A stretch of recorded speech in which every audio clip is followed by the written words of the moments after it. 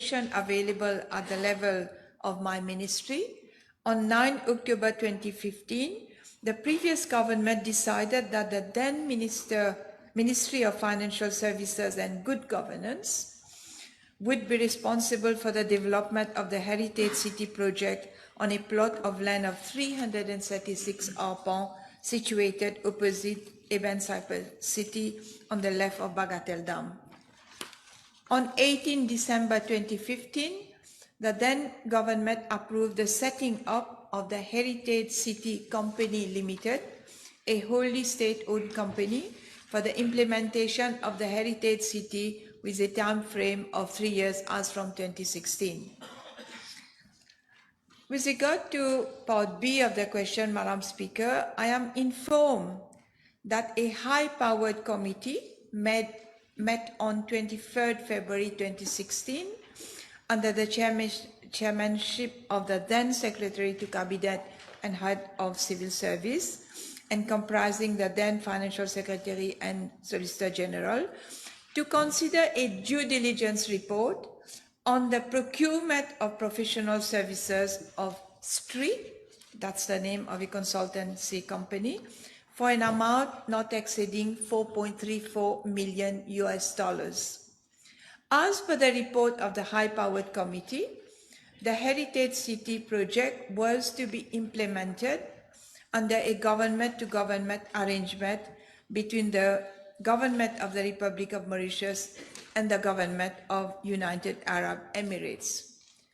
However, as per the files records at my ministry, there is no documentary evidence of any proper government-to-government agreed in this regard.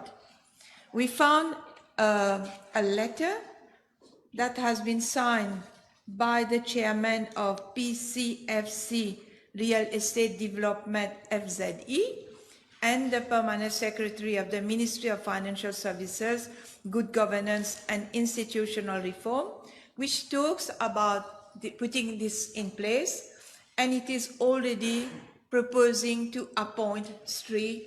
So this company, this agreement is to appoint STRI Consulting, represented by Mr. Said Amir Sahid, to assist the government of Mauritius in respect of master planning, design, preparation and evaluation of bids. We could not find, Madam Speaker, any proper government-to-government agreement between the two countries. And following the decision, so remember the dates, the meeting of the high-powered committee happened on 23rd February 2016.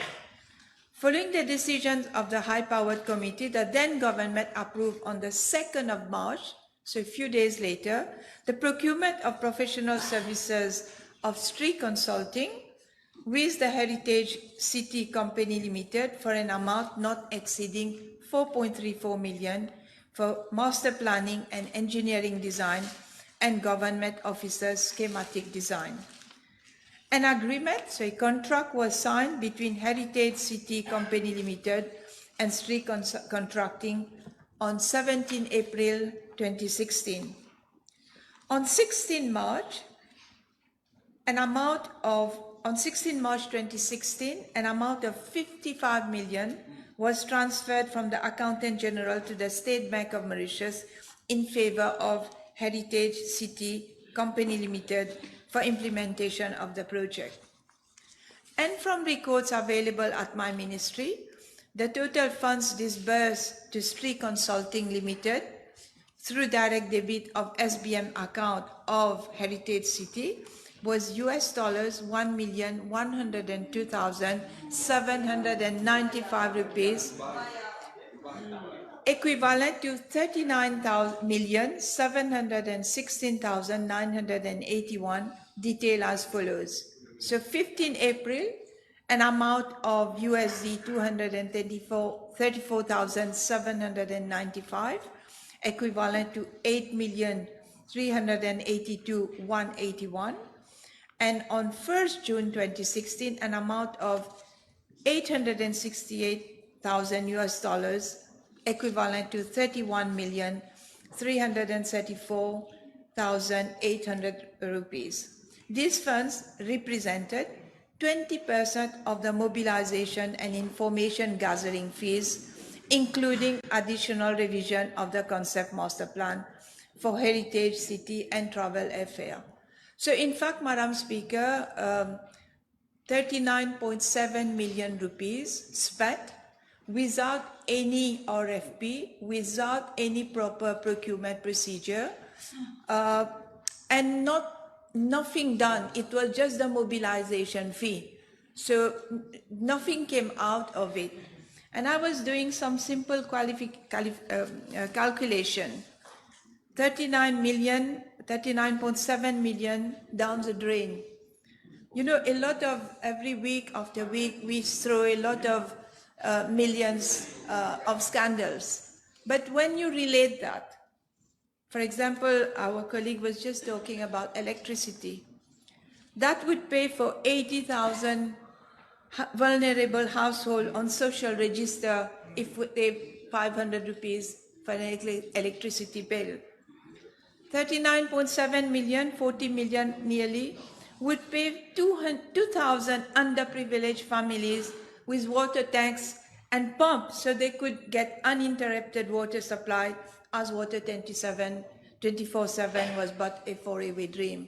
So it was a lot of money wasted by the Ministry of Good Governance, but no good governance, no procedure, no.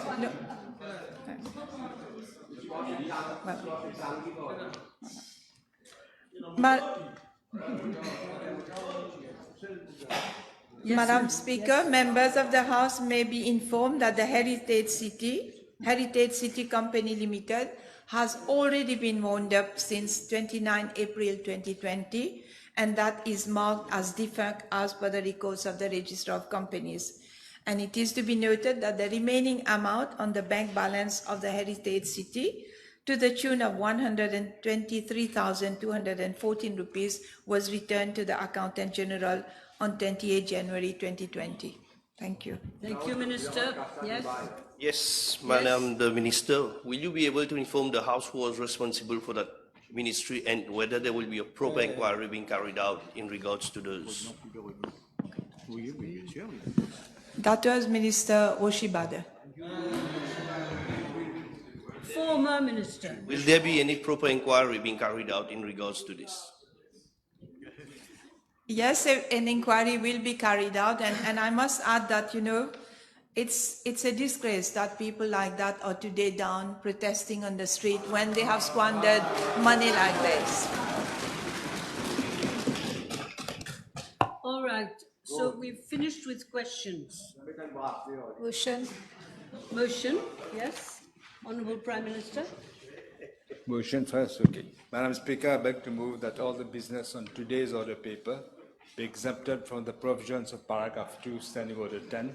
Thank you. The question is that all the business on today's order paper be exempted from the provisions of paragraph 2 of Standing Order 10. Those in favour say aye. Aye. Those against say no. The ayes have it. Statements by ministers, non-public bills, first reading. Madam Yes. Speaker, I beg to move that the Gambling Regulatory Amendment Bill number 15 of 2025 be read the first time. Motion is seconded. Yes. Public bill, second reading. Yes. Do you think it's a good thing to start? All right. Honourable Junior Minister, Mr. Damali. Madam Speaker, fellow citizens,